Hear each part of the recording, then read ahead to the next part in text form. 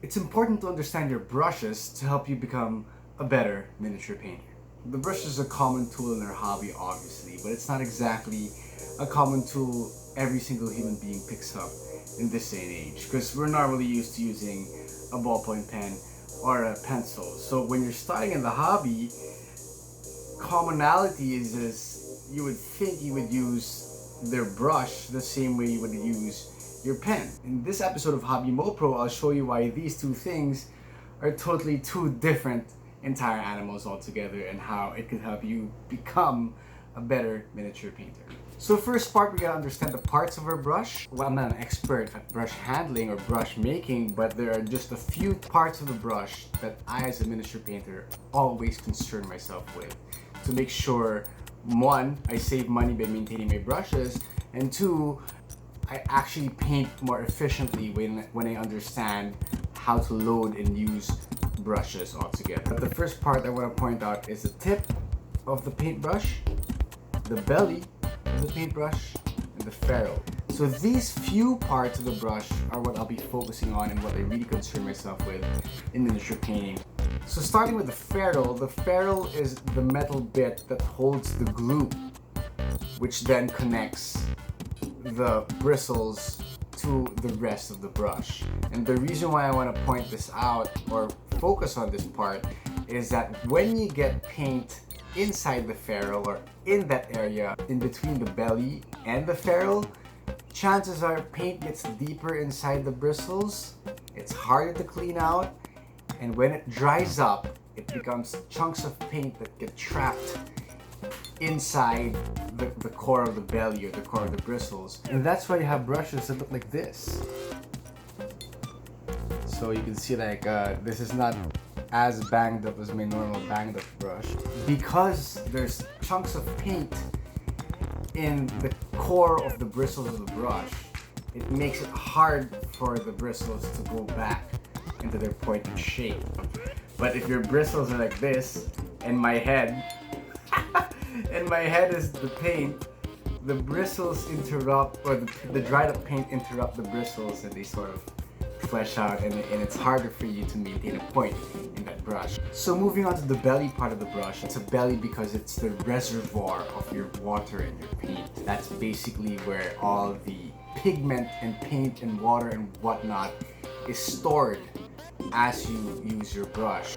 Sometimes you may have a brush that has short bristles, but the more that you paint on something, you realize that you still have so much paint on the brush and it's loading.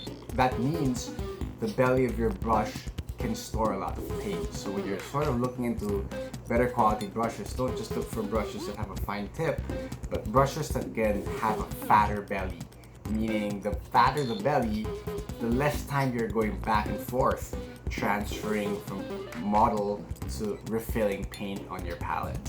And secondly, about the belly of your brush, it also becomes the marker of how far in you should apply paint or load paint onto your paintbrush. Because any further than that, you're risking paint getting into the ferrule.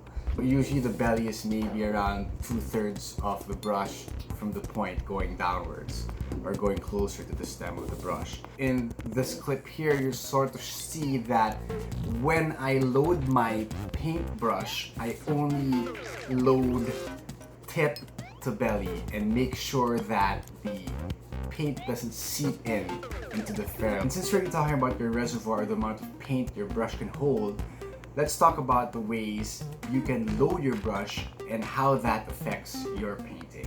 So there are two ways that I would classify loading your brush, which is basically light and heavy loads. And the best way to distinguish between a light and heavy load is a heavy load is when you put paint on your brush and the paint covers most of the texture of the bristles. So when you load your brush with your paint, you see more of the surface tension or the top film of the paint than the texture of the bristles.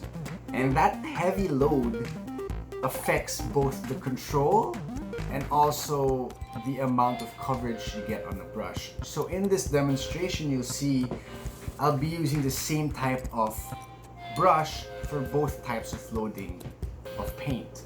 So for the heavy load, you'll see that this size 1 brush actually does a lot of coverage for a small brush because it's a heavy load. But if I want to do finer details on a fine brush, I don't want to apply a heavy load because that affects the control. Because that just means that I have a brush that's very small and there's a big blob of paint at the very end, and I'm not utilizing the fine tip of my brush. I'm just actually applying a big blob of paint and dropping it on the surface. Whereas opposed to a light load, where when you load your paint, you can still see the bristles of your brush, and that the textures of the bristles is what's showing. You may not be able to apply larger strokes or larger coverages, but when you want control, you have it. Lighter loads on the brush is what I use more commonly, especially if I want to apply very thin coats or glazes. So lighter loads, more control; heavier loads, faster coverage. And that actually leads us into the second part of this video, which is the applying or applying paint with your brush. And if you've noticed, most of the brushes we use as miniature painters are round brushes, because round brushes are the most flexible type of brush there is in the brush spectrum, I guess. In addition to the load, the shape of your brush is something you should pay attention to when you're applying. Depending on how you stroke, also shows the output of the shape you get. So that also helps not just in the type of coverage that you get, but also in freehand. If you want a quick square or a quick squiggle, you can easily manipulate that with one tool. A round brush actually is the most versatile, but it's not the exclusive thing for miniature painters. So I've mentioned paying attention to the shape of your brush, and that sort of leads us also into the third part, which is paying attention to the brush itself as you're painting.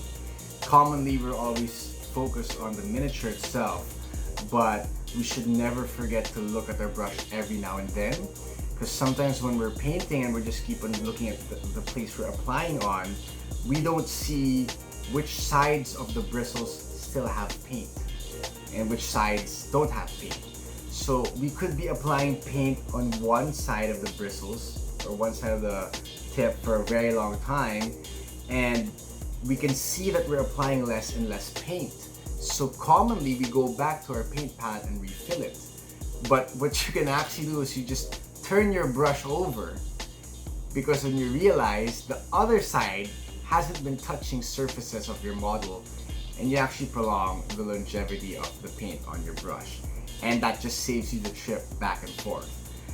That type of awareness also is great for tight spots, because you may be painting a miniature, let's say the armpit of a miniature, and you're painting, this is such a weird demonstration, but you're painting the armpit of a miniature, and as you pull back your brush, your eyes are on the armpit, but you accidentally graze the arm, for example. And then that's another part of the model you gotta clean up and pay attention to. So when you're applying here, and as you pull out your brush, pay attention to where you're bringing your brush. So the bonus tip is for people who like to keep all their brushes. I keep all my brushes. I actually have maybe like 2 or 3 brushes that are very, very well kept, and the rest are all terrible brushes. So in addition to paying attention to the shape of your brush or what your brush looks like as you paint, this is a brush I cleaned up. It's not exactly super great, but over time I know that this brush eventually curves as I paint and paint before I restore it with some brush restorer. So while I'm painting, I take advantage of the nature of this terrible brush, that the bristles curve. So now whenever I paint like a Space Marine's armor or shoulder pad, I sometimes depend on the curve to hard to reach places, or to nooks and crannies that a normal straight bristled brush could not use. So before you throw out your brushes, take a look at the shapes, figure out how you can take advantage. I know it sounds kind of weird, but I utilize the odd shapes of my bristles to sort of lessen the time I swap between brushes.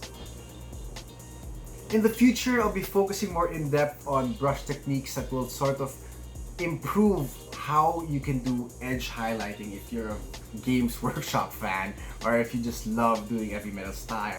I will be making a video in the future focusing just on that skill. So please do subscribe and click the bell icon so that you get notified when that episode comes up. I'd like to think that this is a channel for hobbyists and by hobbyists. So if you guys have other tips that I didn't catch on when it comes to taking care and using your brush for better painting experiences, put it in the comments so when the next person who watches this sees the comments, they add more value or they see more value to what this video was a few weeks ago or a few months ago. Thanks for watching, guys. I hope this video helped you guys with your hobby motivation and or productivity. I'll see you next Wednesday with another fresh episode. So until then, hobby every day to keep the screws away.